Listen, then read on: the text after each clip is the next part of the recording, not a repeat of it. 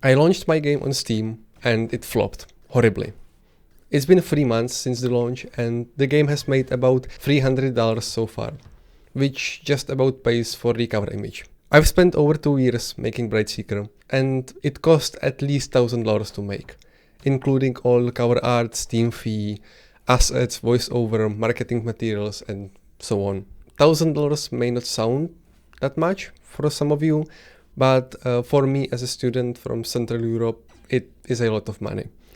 At this point, I must mention that there have been some absolute legends like Electrosharks who made the music for the game completely for free, and I can't thank them enough for it was super generous of them. So definitely go check out their music. Anyway, here are the reasons why I think the game didn't do well, and maybe we can at least learn something from this failure.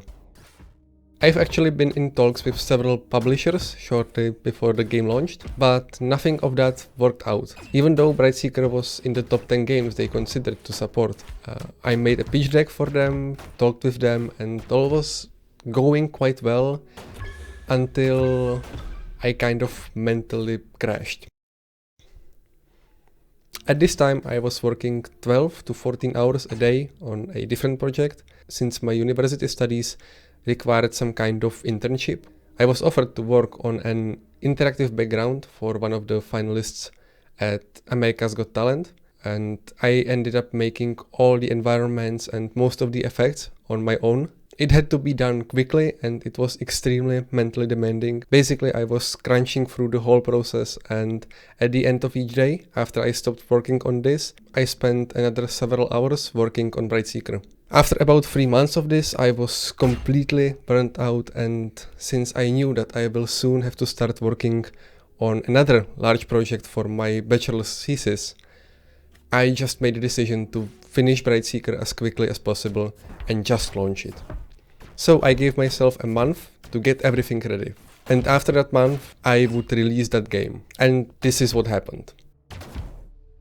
This, however, meant that I had to refuse all the offers from the publishers, and I haven't done almost anything to market the game. Over the last 3 or 4 months of the development, I completely lost all the momentum I was building over the past year and a half. I released the launch trailer, and that was basically all the marketing I've done. I hate doing all the marketing stuff around the game, and I know how important it is, but at that time I just had no mental capacity to do it.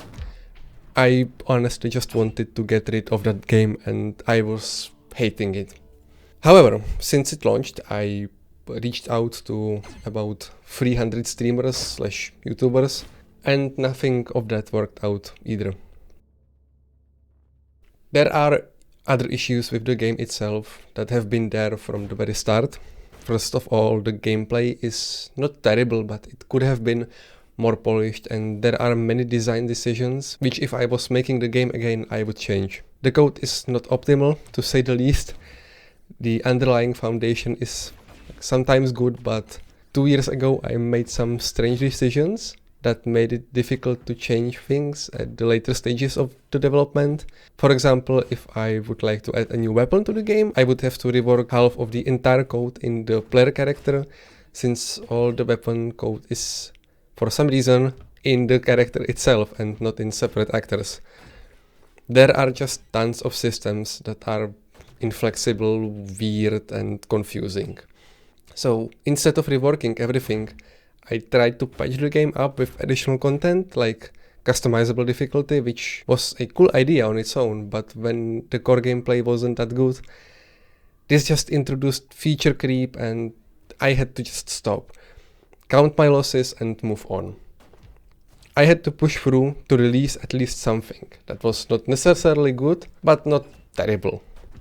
If I delayed the release, I think I would never even finish it.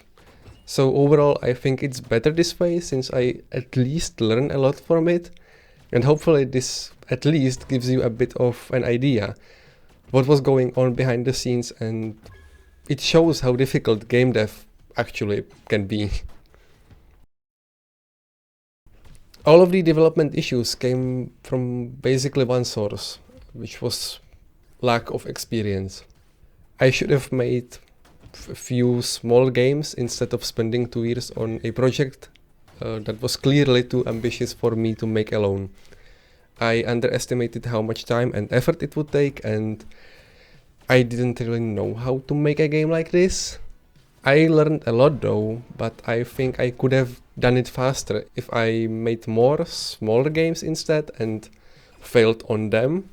It would probably go even better if I spent more time on planning what kind of game I was actually going to make. Honestly, I just one day decided that I like the atmosphere of Hyper Light Drifter and started making my own game, similar to Hyper Light Drifter. I didn't know what I was making. I didn't understand the genre, I had no design document. The story just popped out of nowhere as I tried to put together several different plots. All of it needed more space and time to develop, and honestly, in the end I was making a very generic game. HLD clones have been made many times before. I tried to differentiate it from Drifter later on, but at the core there wasn't any original hook that would be interesting or innovative. In marketing, all I had was the visuals but not the gameplay, and gameplay is the most important thing. Visuals may help on social media when promoting the game, but gameplay is king. I don't think that BrightSeeker plays horribly, it just is kind of generic.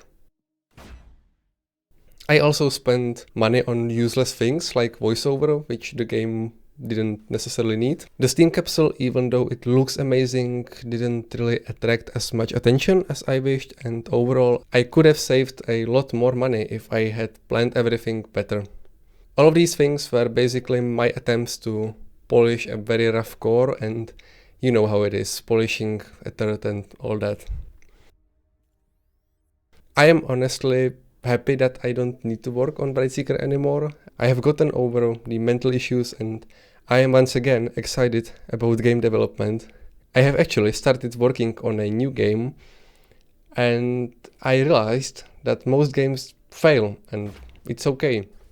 There honestly are many success stories that can create a false sense of game dev being easy, but in reality about a third of all games released on Steam end up just like BrightSeeker and don't make any money. So here are the things that I am doing differently in my next project. I spent several months planning this game out. I've played many different games to draw inspiration from not just one source, but many games from that specific genre. I made an extensive design document and I have also given myself a deadline, not necessarily for finishing the game, but for having a certain percentage done. The game is going to be much more scalable. I wrote the document in a way that includes everything that the game possibly could include. So this way I can't add anything new, but I can cut things that seem unnecessary and focus on the core gameplay loop.